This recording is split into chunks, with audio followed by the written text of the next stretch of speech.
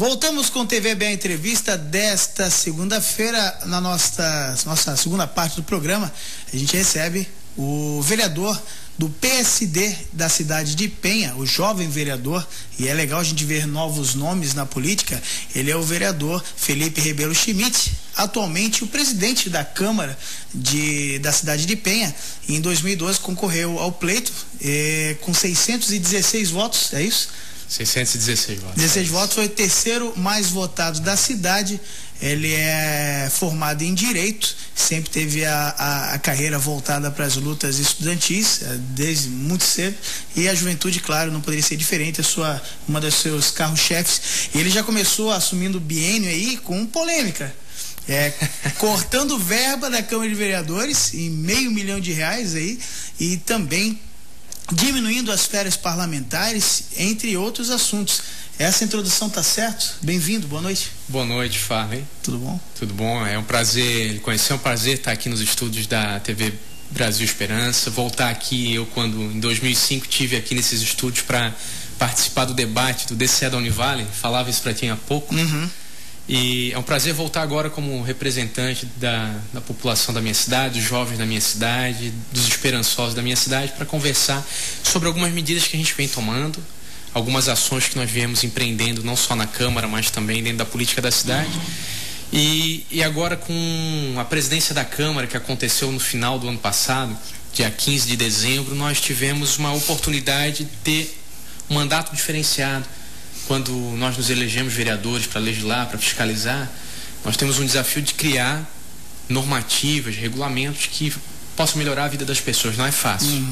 Nosso país não patina pela falta de leis, pelo contrário. Nós temos um conjunto de leis muito grande. Mas, como presidente da Câmara, nós temos algumas medidas administrativas que são permitidas, que dão a esperança de um fortalecimento da Câmara de Vereadores e das nossas ações. E já começou cortando gastos. Como é que foi isso? Muito berreiro? Tudo que é novo assusta um pouco. Sim. Mas as atividades até agora, graças a Deus, têm contado com a colaboração, com a boa vontade dos parlamentares da casa. Por mais que dividam um pouco das ações, das medidas, eles rapidamente conseguem compreender que é para um esforço de resgatar a credibilidade do Poder Legislativo. Nós tivemos no início do ano uma previsão, o pessoal que nos observa, que nos assiste, o orçamento do Poder Legislativo ele é composto por um percentual estabelecido na lei orgânica. No nosso município são 6% de toda a receita do município, que tem previsão agora para esse ano 2015 de arrecadar 65 milhões de reais. Nós temos para a Câmara de Penha 3.245.000. Isso vem através do IPTU, do ISS? Isso, toda a arrecadação. Toda essa arrecadação. Isso mesmo, tributária. 6%. E também de repasses do governo federal e do governo estadual. Então entra aí verba do PAC, do Pacto por Santa Catarina, verba do PAC 1, PAC 2, vem do Fundeb, tudo isso compõe o orçamento do município, do qual nós tínhamos previsto para 2015 agora 3.245.000. Iniciando o trabalho, eu me dediquei desde o dia 5 de janeiro, quando efetivamente assumi a presidência da Câmara, em estudar esse orçamento, ver de que forma nós poderíamos conquistar investimentos para a Câmara, como alguns que a gente vai conversar hoje à noite, que é a TV Câmara e entre outros, dentro do panorama que nós tínhamos. Eu consegui observar que nesse ano de 2015 daria de fazer uma excelente gestão da Câmara, prevendo ali o reajuste à reposição constitucional do salário de todos os servidores, todo o custeio da casa, folha de pagamento para o concurso público que ainda esse ano será feito para preencher os cargos vagos hoje dentro da administração, que nós com 2.670.000 conseguiríamos fazer isso. Foi uma redução de R$500 mil do orçamento previsto, que de antemão a gente já devolve à Prefeitura Municipal. Via de regra acontece assim: a Câmara arrecada todo o percentual da lei orgânica, os 3.245.000, e ao final de 2015 devolveria ao município aquilo que a gente não usasse. Nós adotamos uma medida diferenciada. Com a equipe da Câmara, numa mesa de reuniões com o prefeito, a gente já apresentou um orçamento mais enxuto, dando a ele a liberdade de poder, já desde o início do ano, contar com esse R$500 mil para investir em favor da nossa cidade, seja através da construção de uma nova creche, da redução da fila de espera nos exames de alta e média. E esse dinheiro pode ser utilizado de que forma? Já que é um dinheiro que inicialmente não estava previsto no orçamento, né? O prefeito pode utilizar em qualquer área? Qualquer área, ele não é vinculado. Nós não podemos fazer a vinculação também. Esse recurso, dentro da gestão do prefeito Evandro, vai poder ser utilizado na área que mais carente for. Então pode ser na educação, pode ser em infraestrutura, pode ser na nossa saúde. E obviamente que nós temos algumas intenções de pedir a ele atenção com algumas situações, como por exemplo a redução da fila de espera nos exames de média e alta complexidade, que hoje faz com que cidadãos esperem aí 5, 6, 7, 8 meses, em alguns casos mais críticos, há casos de fila de espera de até 4 anos de uma colonoscopia, que existe gente esperando desde 2009. Então, uma situação crítica que pode ser resolvida. E que, infelizmente, não é um caso isolado, né? A gente passa o Brasil inteiro com exemplos diários desses casos. Você falou a reestruturação, a cidade de Penha, num período curto de tempo, passou por um grande desastre natural, sofreu com as chuvas e tal, e inclusive a comunidade exigindo mudanças nessa área. Como é que está a cidade de Penha agora nesse sentido? Conseguiu se reerguer? Felizmente sim, nós temos uma condição privilegiada. Até das cidades atingidas na região, Penha ela sofre menos, mas não que sofra pouco.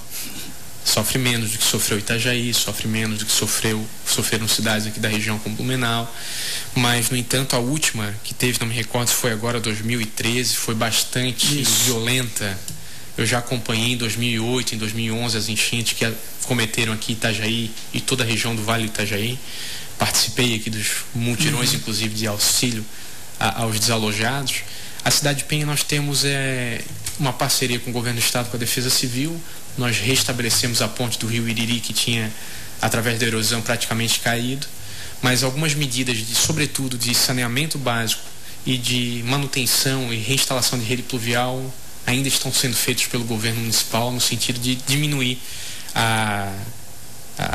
as consequências dessas enchentes, né? Porque hoje a gente constrói com uma velocidade muito grande, o solo cada vez menos permeável, cada vez mais asfalto e menos por onde escoa água. Então, problema que vem sendo enfrentado, graças a Deus, até com certo êxito. Menos jardins, mais calçadas e por aí vai. Mais asfalto, menos lajota, menos permeabilidade. É bem isso. É isso mesmo. Cortando R$500 milhões, já voltou para a prefeitura, que pode investir em outras áreas, como você bem lembrou. E tem também a questão da redução das férias. São medidas muito positivas. Eu estou muito feliz até agora. Eu agradeço aqui desde já a todos os parlamentares de Penha, os vereadores da bancada do PMDB, da bancada do PSDB, bancada do Democrata, meu companheiro Isaac da Costa, do PSD.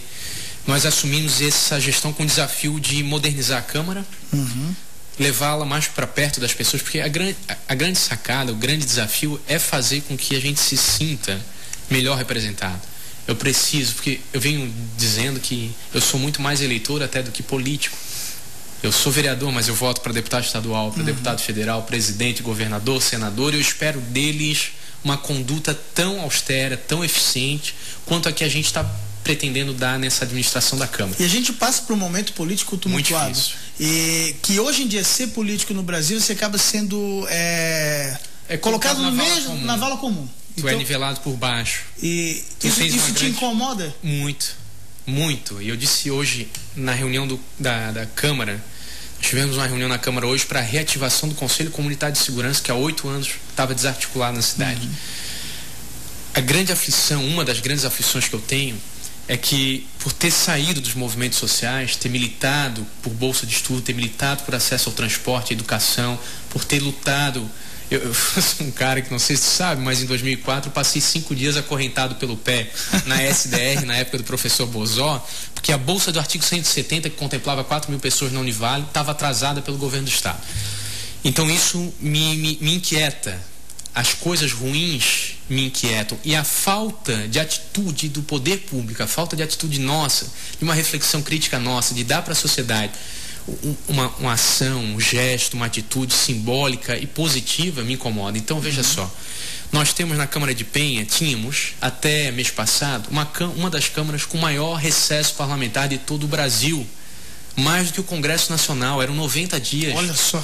E fala, isso não é inteligente, isso não é justo com as pessoas que têm lá 30 dias de férias no final do ano.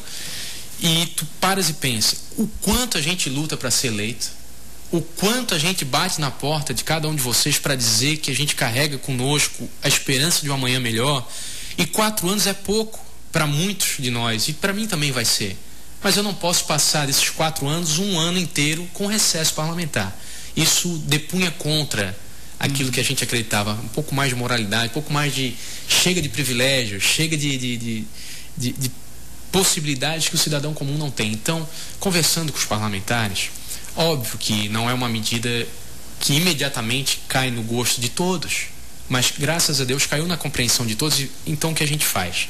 A Câmara de Penha, ela tinha 90 dias, passou para 44 dias. Nós derrubamos para mais da metade o recesso parlamentar. Por que disso? Todos os vereadores, eu falo, desde o dia 5 que eu iniciei a presidência da Câmara, estiveram dentro da Câmara no período de recesso. Todos, sem exceção. Nós tivemos 5 sessões extraordinárias durante o recesso parlamentar. Daí eu lhe pergunto, por que deixar as pessoas achando que tu não trabalha quando você realmente trabalha? No mínimo, não é inteligente. Mas do ponto de vista da moralidade, do resgate de credibilidade, era uma medida necessária.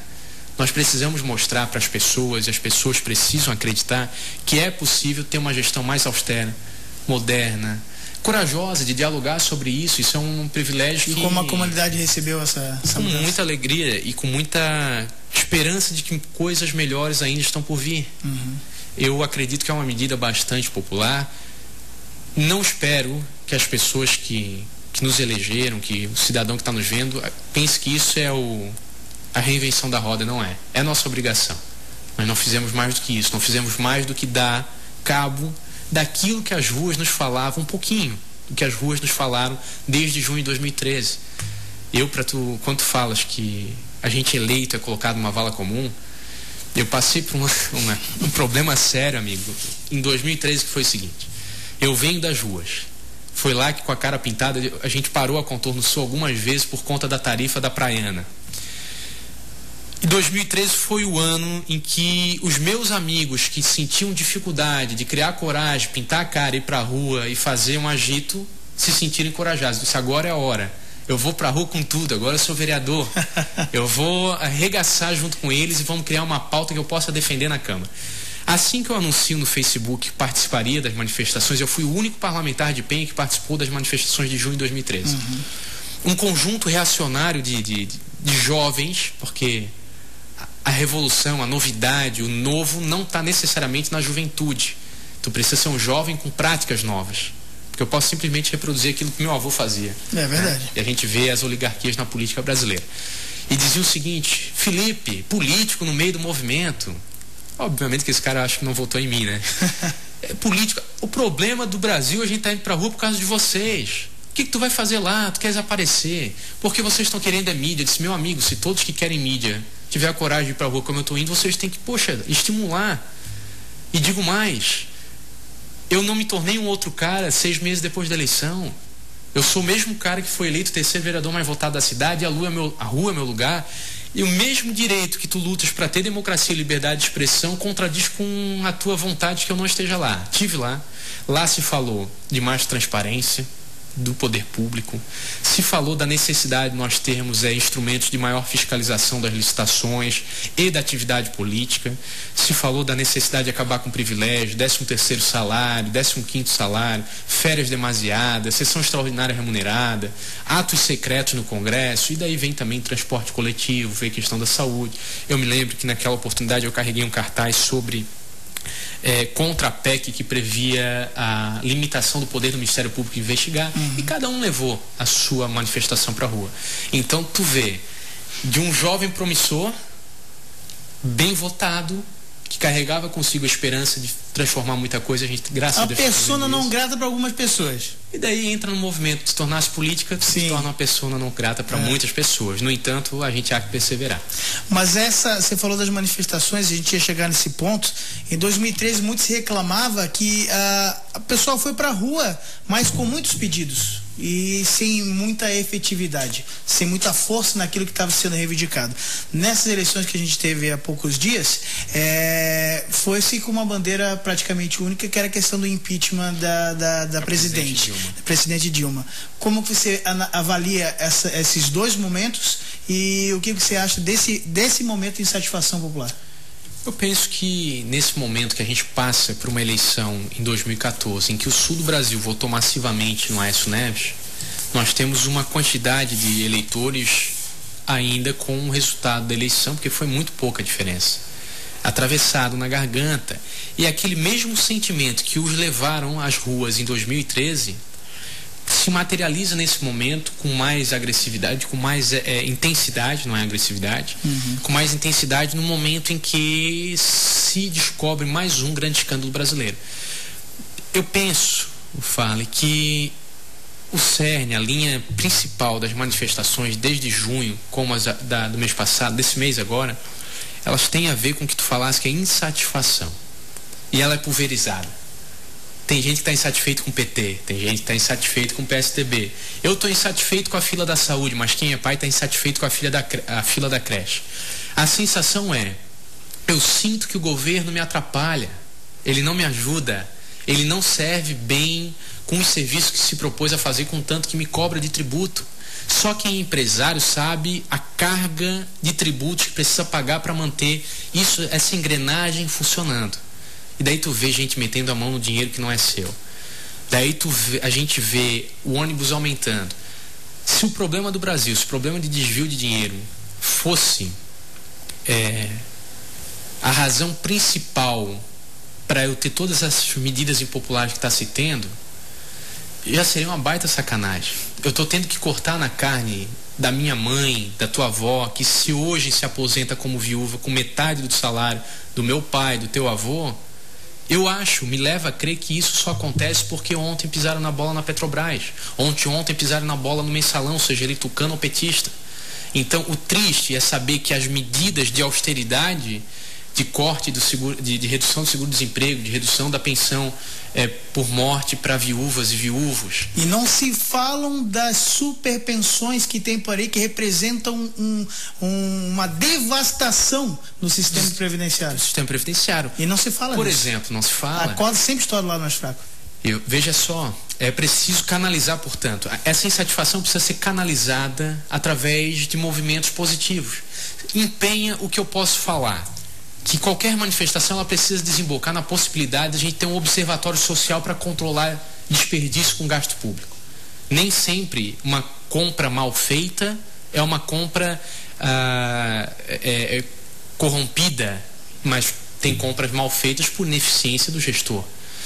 E me recordo que lá na época do mensalão, vocês vão lembrar que se falava do salário do deputado. O salário do deputado parlamentar brasileiro é um dos parlamentares mais caros de todo o planeta. Na minha cidade são R$6.000, um excelente salário para a média. Né? Para média. Tem muita gente ganhando muito mais dinheiro do que um vereador na iniciativa privada, sem dúvida nenhuma. Mas a gente não está lá necessariamente pelo dinheiro. Senão o cara estaria cuidando do meu escritório. Aqui são 11 mil Dilmas, é isso? 11 mil Dilmas. O que é isso? 11 mil reais, 11 mil Dilmas, é o salário aqui do vereador. Ah, é? 11 mil Dilmas. Joia, mas olha só, no Congresso Nacional a gente falava que um parlamentar custava R$81 mil.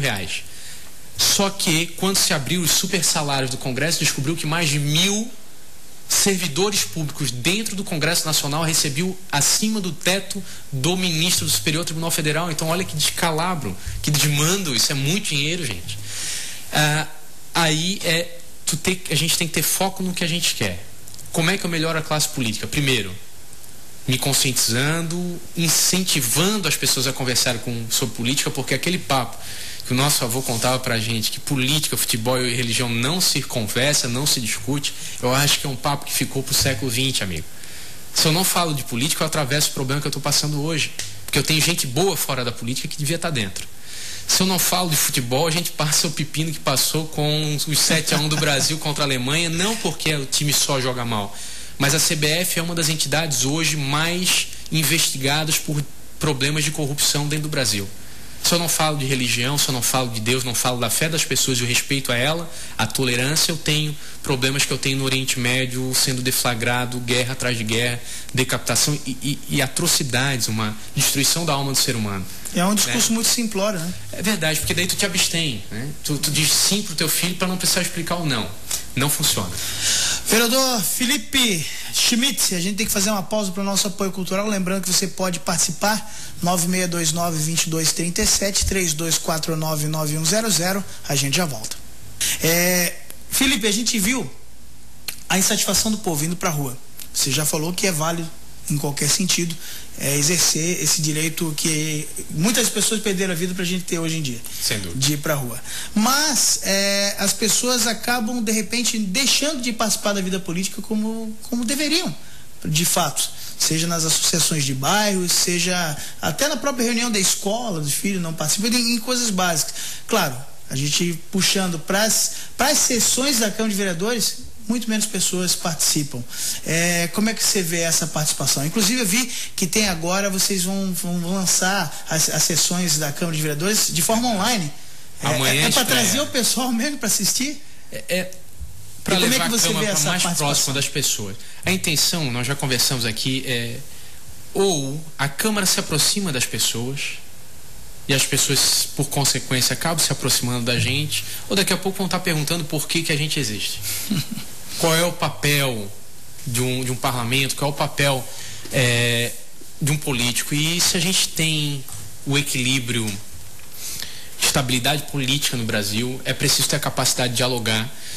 E eu, como cidadão, eu preciso ver o meu representante próximo de mim. Quanto mais próximo das pessoas, mais próximo daquilo que elas precisam, eu consigo chegar. E tu tocaste num assunto que é importante. A participação popular, ela precisa ser estimulada. Ninguém pratica um exercício, ninguém procura a academia de ginástica sem ter o conhecimento do papel que isso pode desenvolver na tua saúde, na tua parte estética, no teu convívio social com outras pessoas. Então tu começas a entender, ter razões e motivos para poder participar de algo que até então para ti não era algo estranho, algo que não era prioridade. E com a TV Câmara, que a gente inaugura amanhã, você que nos assiste pode acompanhar a partir de amanhã no www.camaradepenha.com.br, um link ao vivo das sessões da Câmara de Penha na mais alta qualidade, um trabalho que nós licitamos agora recentemente, na semana passada, e por ali é possível que as pessoas consigam acompanhar o trabalho dos seus parlamentares. Nós teremos todas as sessões colocadas ao ar, no ar, ao vivo. No dia seguinte já está à disposição pelo canal da Câmara de Vereadores de Penha no YouTube, para que eu possa ver o que o meu parlamentar diz. Se naquela sessão marcada para discutir o piso nacional dos professores, eu que sou professor, hipoteticamente, não pude ir porque ou no dia da sessão o horário que passa o ônibus ele não é condizente com a hora que eu preciso voltar para casa para no dia seguinte acordar cedo e trabalhar, eu gostaria de ver, mas não posso de uma forma objetiva participar. Ou meu filho ficou com febre, o meu marido embarcou, a minha esposa está com problema de saúde, eu preciso ficar em casa, eu consigo abrir o meu computador, ou o meu celular, ou o celular do vizinho, o computador do vizinho, a gente se reúne para assistir a sessão. O que eu quero dizer é assim, a facilidade de colocar à disposição das pessoas é muito grande. Felipe, mas não são todas as pessoas que têm acesso à internet. Pois bem, mas também não são todas as pessoas que têm condições de pagar o transporte coletivo e se deslocar do seu bairro até o local da Quais são os dias das sessões? Toda terça-feira e na primeira e última quinta-feira do mês. Então, às 7 da noite é o horário que nós nos reunimos. A partir de amanhã, então, qualquer eleitor de Penha vai conseguir com mais transparência acompanhar as nossas atividades, dar sua participação instantânea online, seja através do WhatsApp, para o vereador que está na bancada, seja através do e-mail para o dia seguinte, seja na intervenção de um colega teu, porque muitas vezes a gente está falando de um assunto que falta um elemento, alguém contribui, interage com a sessão e tu tornas o debate mais próximo da realidade. Hoje são quantos vereadores na cidade de Penha? 11 parlamentares da cidade de Penha, e nós teremos pela primeira vez a transmissão ao vivo e a cores, como diria o outro, na Câmara. A partir de amanhã vai ser uma medida, já é uma medida bem sucedida. Legal. Tem a ver com transparência, tem a ver com a aproximação das pessoas do parlamento, e a transparência não está necessariamente em que todos assistam. mas que hajam ferramentas para que todos que queiram assistir possam assistir, como, por exemplo, o portal da transparência. Eu preciso ter possibilidade de checar todos os gastos públicos. E é um desafio que fica, porque esses portais de transparência que a gente vê por aí são pouco transparentes. Você falou de educação, tem uma pergunta aqui. Pergunta para o vereador Felipe por que teve redução dos benefícios dos professores de Penha, regência e assiduidade. O que ele disse disso? É a pergunta da Elianinha. Um grande abraço para a Elianinha, que é a nossa presidente do sindicato. Isso. A Elianinha era enfermeira, era é minha contemporânea no movimento estudantil da Univale. Um grande abraço para ti pela tua luta, parabéns pela movimentação. Na última terça-feira eu protocolei na Câmara e foi aprovado por unanimidade um requerimento que justamente cobrava informações e explicações da administração municipal do porquê houve essa redução de gratificação. A gratificação, ela é uma liberalidade da prefeitura, do poder público, ele dá se quiser, mas a gente vai na contramão daquilo que todos falam, que é investir em educação. Nós aprovamos há 2 semanas atrás um projeto de lei que recolocou recursos no salário do professor para atingir o piso nacional. Foram 13% de aumento. No entanto, fui surpreendido negativamente uma semana depois com a redução da assiduidade, que era 10%. O professor de Penha recebia 10% pela assiduidade, passou a receber 2%. Uma redução, portanto, de 8%. E a regência de classe, que era 5%, passou para 2%. Então, eu tive uma redução de 11%. E no texto que eu apresentei à Secretaria de Educação, inclusive, eu falo que eu quero acreditar, melhor dizendo, que não tenha sido uma medida compensatória. Tudo bem que vem de cima para baixo do governo federal a necessidade do reajuste, mas não vejo recurso necessário para isso. Mas eu lamento que a medida de austeridade tenha feito sofrer na carne dos nossos professores, e teremos uma conversa com o secretário de Educação no sentido de tentar compensar essa perda de uma outra forma. Se é para cortar, que a gente corte em outras áreas. Se é que tem que cortar, ou se não, capaz de a gente só precisar melhor gerir os recursos. É difícil, nosso professor hoje ganha mais do que ganhava, mas a valorização da educação, ela se dá sobretudo pelo um bom planejamento, um bom plano de cargos e salários. Como funciona a questão das vagas em creche na cidade de Penha? É por fila única também? Não é por fila única. Como é que funciona? Ela é encaminhada por... Não, porque tem uma telespectadora que está dizendo que é injusta a questão da fila única, mas é aqui em Itajaí. A gente está com o vereador Felipe Schmidt, que é da cidade de Penha. Mas até para ele dizer como é que funciona no município. Lá os pais procuram as direções das escolas diretamente, encaminham as suas matrículas. Depois do período de abertura de matrícula, quando há o fechamento ao longo do ano, eles vão direto à Secretaria de Educação e fazem as suas inscrições, e é feita uma fila por unidade de ensino. Já se discutiu, inclusive, até a possibilidade da fila única. É bom saber que não é uma experiência que, segundo a nossa telespectadora, esteja dando muito certo em Itajaí. Precisa estudar. Mas a tentativa, o experimento da fila única, eu acredito que seja na tentativa de não haver um favorecimento. E veja só, a preocupação da telespectadora é pertinente. Nossa grande aflição é não ter certeza de que as filas são respeitadas no serviço público. A minha aflição é não saber se me dizem que eu tenho que esperar 6 meses para um exame de média ou alta complexidade, se alguém vai se cadastrar depois de mim vai conseguir o exame antes. Essa dúvida que porque você, como advogado, sabe melhor do que eu. Por direito todos têm acesso à creche, acesso à saúde. Só que nós não podemos tratar de formas iguais os desiguais. É isso mesmo. Isso não é justiça. Justamente. E acontece muito isso. Mas é a lei, mas vejam só. Volta aqui a um exemplo da Univale que a gente discutia muito, questão de bolsa de estudo, o artigo 170 é para estudante carente, mas existe estudante mais carente do que o outro. Justamente. Eu tive uma reunião com o secretário de saúde esses dias lá na Penha, o senhor Cleber Darossi, e disse a ele que havia uma paciente que tinha uma certa urgência no exame porque estava com um problema de hérnia muito grande e tal. E eu não estava ali para pedir que ele passasse lá na frente, mas saber qual era a previsão, a perspectiva de que ela fosse atendida.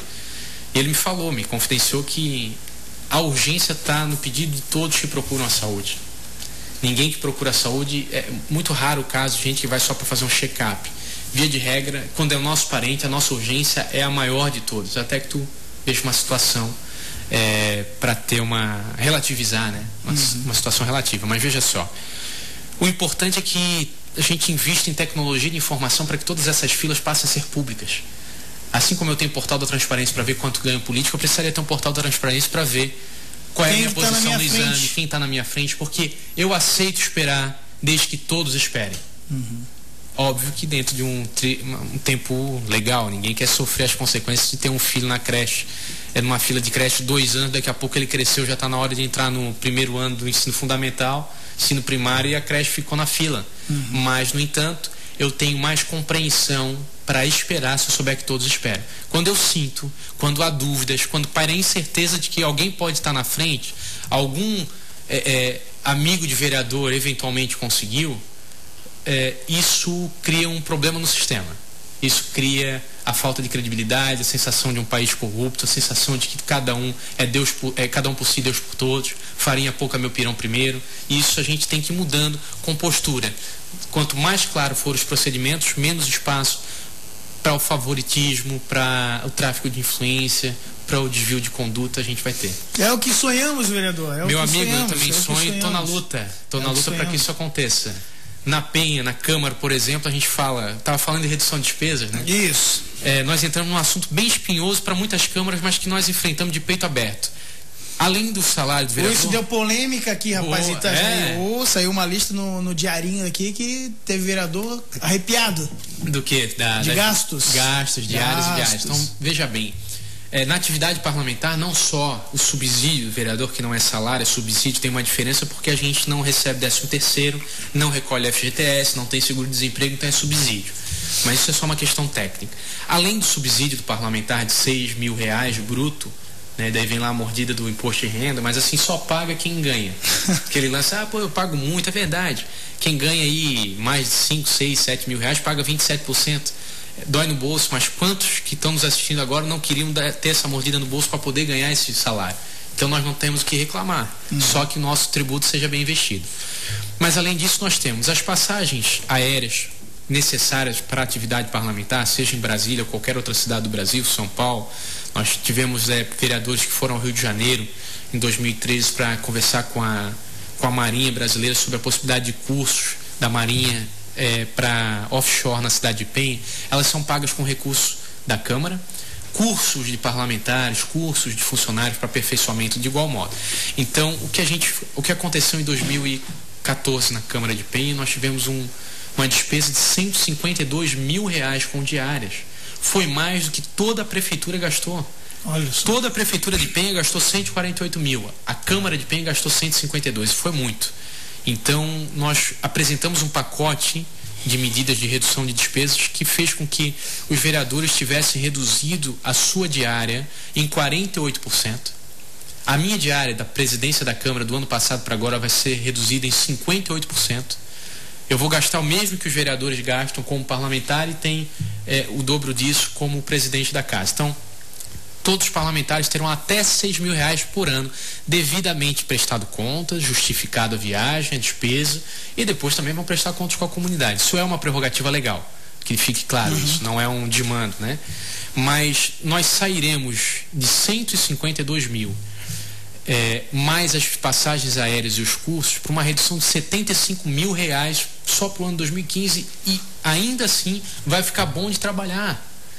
Então dá para a gente ter medidas como essa que nos permitem investimento em outras áreas, como foi a TV Câmara, que vai nos levar de investimento 110 mil em 2 anos. Claro que para chegar nesse número você contou com uma equipe para fazer esse estudo. Quem compôs essa equipe para fazer isso? Junto com a mesa diretora, que foi eu, o vereador Clóvis, vice-presidente da casa, o vereador Isaac da Costa, primeiro secretário, o vereador Toninho, segundo secretário, a contadora da casa me apresentou todos os números.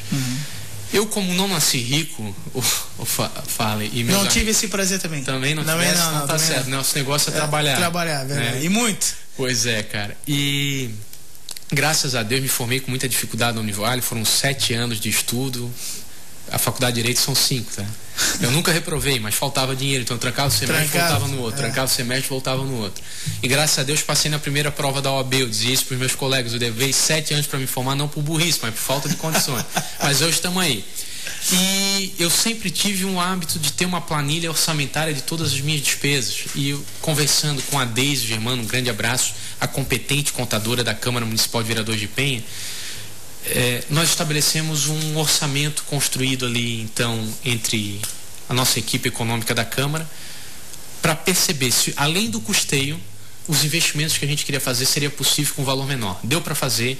Nós apresentamos essa proposta de corte de despesas, não só com diária, mas com passagens aéreas, concursos, que não vai reduzir muito, mas vai reduzir aí só de curso R$8 mil, que num pacote de redução de R$18 mil de passagem aérea e R$52 mil de diária vai nos levar aos 75, 76 que eu falei.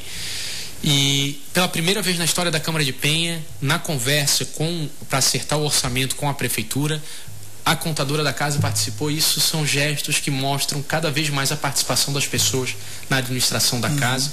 E isso eu espero que a gente tenha nesse próximo ano, nesse ano de 2015, através da Câmara Municipal de Vereadores de Penha, que as pessoas sejam mais ouvidas. A gente já teve na semana passada a primeira audiência pública desse mandato sobre segurança pública. Depois de 8 anos, no dia de hoje, eu acabei de sair da sessão da Câmara que reativou o Conselho Comunitário de Segurança, onde só cidadãos da sociedade civil organizada participam. Não tem nenhum político, nenhum membro da Prefeitura participando. Isso tudo me dá a esperança de acreditar que a Câmara abre as portas para um novo momento da política da cidade. E até quanto mais outros setores envolvidos todos esses processos, fica muito mais transparente e tira aquele olhar que é só manobra política, né? Que todo mundo acredita. E é incrível, porque os que mais reclamam muitas vezes, o mais cri-cri que a gente brinca, né? Aquele que cobra muito, ele não participa desses movimentos. E eu disse hoje lá, entre os que fazem e os que tomam pedrada por tentar fazer, por mais dolorido que seja, a gente tem que continuar no primeiro grupo, porque o conforto do assento daquele que te arremessa as pedras não muda a história do país. Esse país, as coisas boas que temos nesse país, no nosso estado, nas nossas cidades, foram construídas por pessoas que tentaram, que arriscaram, que erraram, mas persistiram e fizeram as coisas acontecer. De bons críticos, as probabilidades, as estatísticas estão cheias, mas de gente que bota a mão na massa é o que a gente precisa no país. Precisamos de homens de boa vontade a fim de fazer a diferença.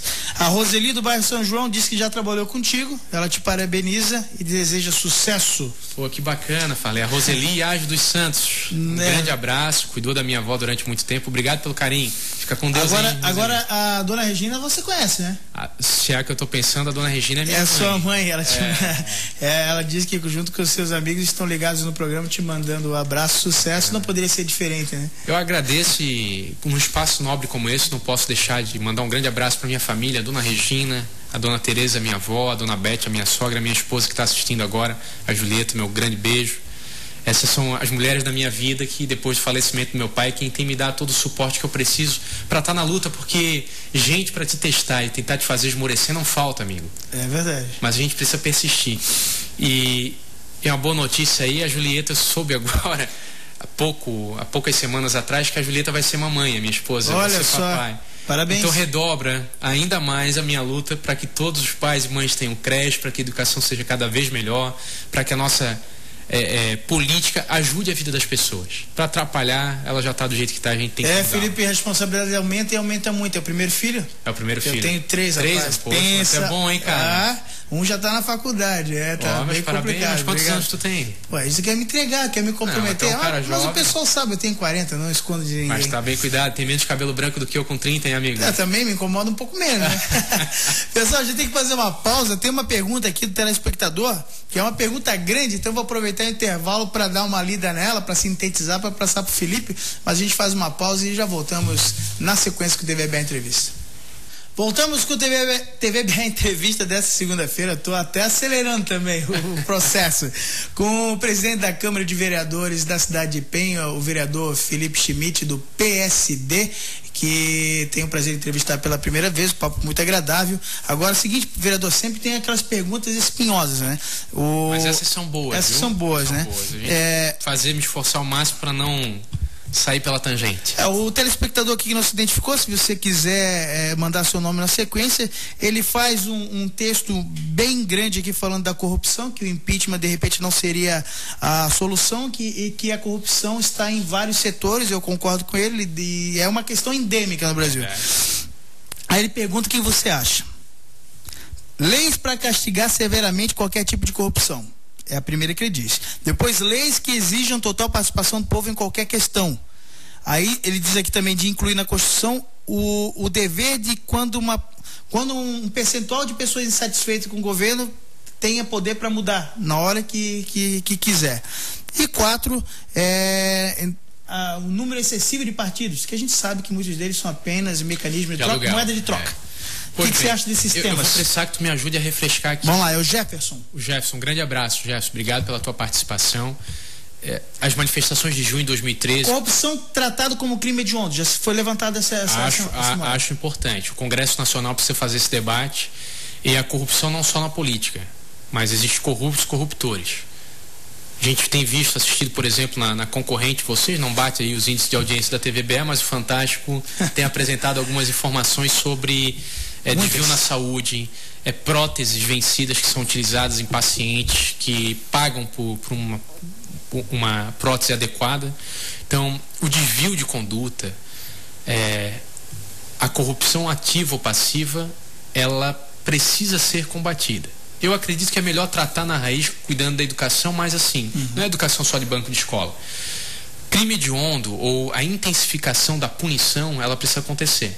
Eu me recordo quando eu fazia uma aula de direito penal com o Dr. Joel Galli, ele falava que depois dos crimes de colarinho branco dos anões do Congresso, no governo FHC, nós tínhamos tido cerca de 560 e poucos processos, crimes abertos contra corruptos, dos quais apenas 60 tinham tido julgamento, dos quais dos 60 apenas 3 tinham sido condenados e ninguém estava na cadeia. Isso não funciona.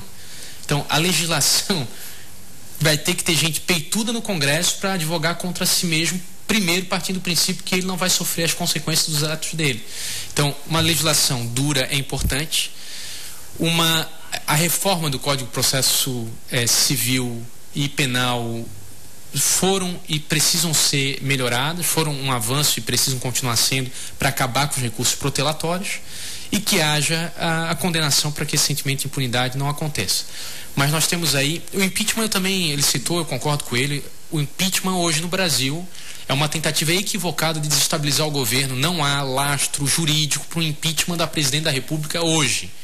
Se ela for envolvida, se for indiciada e condenada ou ficar claro o envolvimento dela nos esquemas de corrupção, aí o bicho pega, Jefferson. Daí o processo abre. Maior participação popular nessa questão das pessoas, acho importante também, e já falamos da audiência pública de Penha. Nós retomaremos esse ano a sessão itinerante para que as pessoas não precisem sair do seu bairro. Digo mais, nessas sessões da Câmara de Penha, nós teremos a tribuna popular, em que o cidadão vai poder falar o que pensa e o que quer para o seu bairro. Mas vamos lá, se é para fazer ser justo, tem uma coisa que eu sempre gostei em alguns governos do PT, que foram os orçamentos participativos. Tu convocar a população para decidir onde os recursos serão investidos. Num sistema em que a gente adota, vamos partir do princípio que essa Constituição nossa é a melhor Constituição que a gente poderia ter. Ela trata da democracia como uma democracia representativa, onde os eleitores nos escolhem para falar por si. Olha a importância de não escolher qualquer um. Sim. E político não é concursado, ele pode sair a cada 4 anos, se não antes. Então, escolham bem, votem bem, conheçam os seus representantes para ter certeza que eles falam parecido com aquilo que vocês pensam, se é esse o representante que vocês querem. Mas vamos lá, maiores instrumentos de participação são mais importantes. E quando o telespectador ele nos comenta sobre a possibilidade de as pessoas se manifestarem e um governo cair, nós estamos falando daquilo que era para ser o Brasil, um regime parlamentarista. Nós temos uma Constituição inteira construída pela égide de um regime parlamentarista. Qual é a grande diferença do presidencialismo para o parlamentarismo, para a gente falar para quem não acompanha isso? No parlamentarismo eu dou força ao parlamento, à Câmara, ao Senado, às câmaras municipais, escolhendo o melhor time, escolhendo um conjunto de parlamentares que eu acredite, eles escolherão o primeiro-ministro, que pode cair a qualquer menção de um grande escândalo.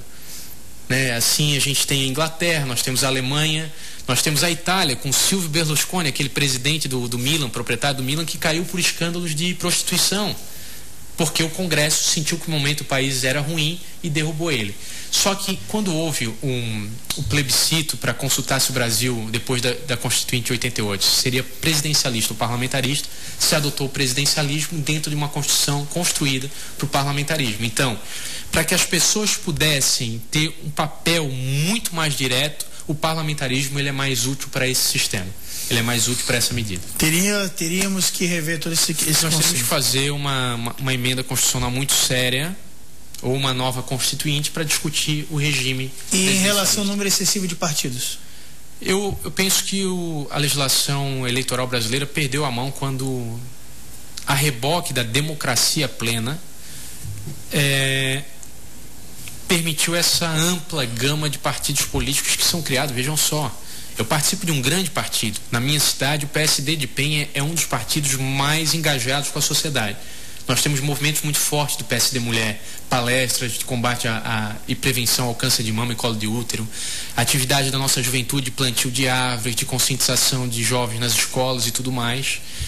Fico feliz com o partido que eu tenho. O PSD é um jovem partido, mas ele é uma exceção de um partido que cresceu, que foi criado agora e cresceu muito.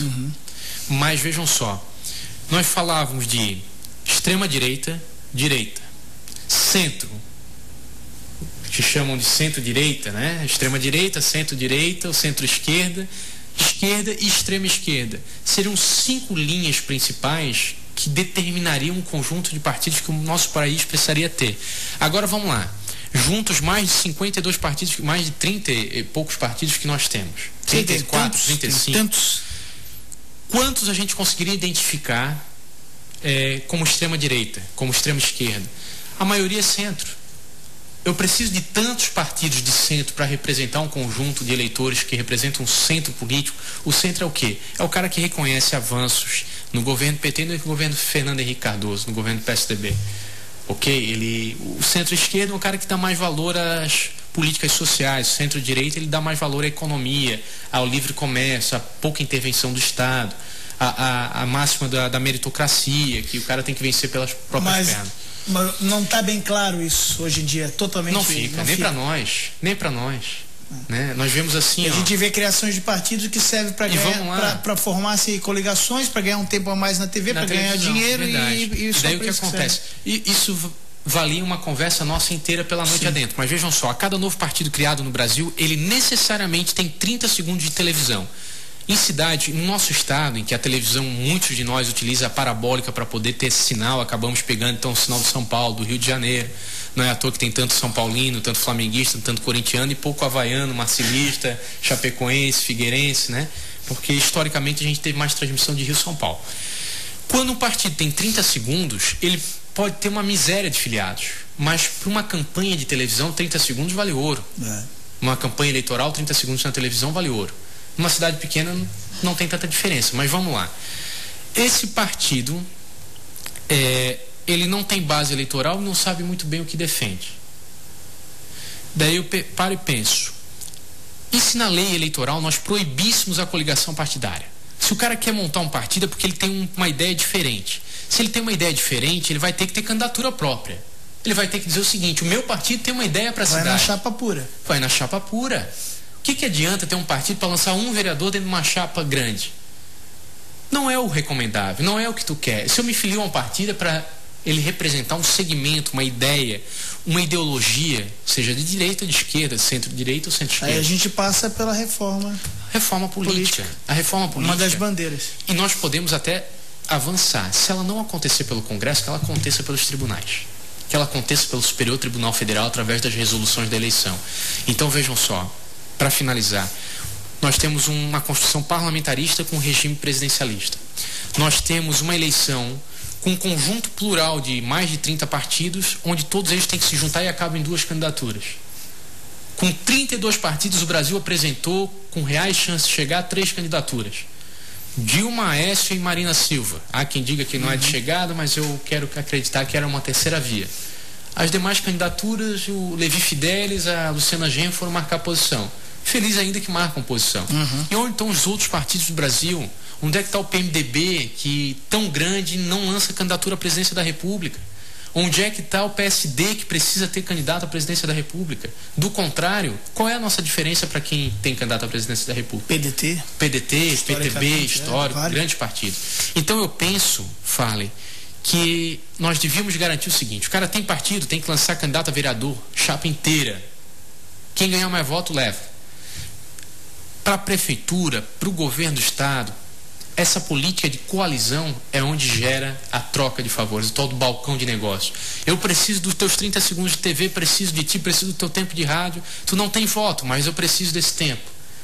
Porque as regras eleitorais mostram, as pesquisas dizem que a televisão faz ganhar voto. E daí eu tenho que, como político, acertar a tua vida. É legal? Coligações gigantescas, aí depois fica aquele débito, aí mais cargo comissionado, e a gente sabe onde vai terminar tudo isso. Eu brinquei por 2 vezes na TV, na TV Câmara, de PEN em breve, mas na Câmara, nas minhas intervenções, eu dizia: eu não sei se eu vou muito longe na política.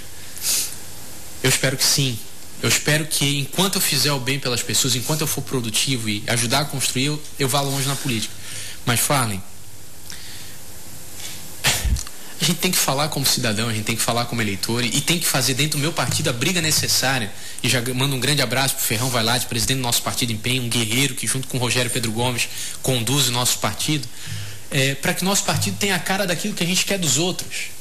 Isso é verdade. Então vamos trabalhar. O Guilherme Campestrini, meu grande amigo, também advogado, tá te mandando o parabéns. E ele fala, você já falou do movimento estudantil, ele disse que foi presidente do diretório acadêmico aqui do Direito da Univale também por 2 vezes, e ele disse que sempre foi difícil recrutar e unir pessoas em prol dessas causas. Ele quer saber se na tua época também tivesse esse problema. Eu penso que é bíblico isso, é milenar, para recrutar parceiros para tua missão. Por mais singela que ela seja, é sempre desafiante. Nós temos hoje uma sociedade em que o tempo urge. Hoje nós não conseguimos mais levantar a cabeça para olhar para o próximo e conversar. A gente faz tudo pelo celular, pelo WhatsApp, para ganhar tempo e para otimizar o tempo que a gente tem. Mas nós temos hoje que trabalhar cada vez mais. O cidadão, via de regra, o Guilherme Campestrini, na Univale, a gente fazia uma leitura para nos deixar menos triste, que era a seguinte: a característica do maior número de estudantes universitários hoje no Brasil é trabalhador em tempo integral e estudante à noite, para se virar, para pagar a faculdade. Então, é muito difícil que essas pessoas arrumem tempo, mas quem tem precisa participar. A universidade é uma grande escola do diálogo, do debate, da democracia, da ampliação da conversa, do respeito às diferenças. E essa experiência, esse know-how precisa ser levado para os movimentos sociais sempre. Para mim serviu muito para conduzir entendimentos, para buscar entendimentos e para ir para o enfrentamento quando era necessário. Tem uma frase de Platão que diz tudo: preço a pagares pela tua não participação na política é ser governado por alguém inferior. Isso é batata. Se tu não participar, parceiro, vai alguém que vai ter coragem, vai participar e você corre o risco de ser governado com ele. Felipe, nós temos 3 minutos. O tempo voou, mas, claro, eu não posso deixar de fazer uma pergunta.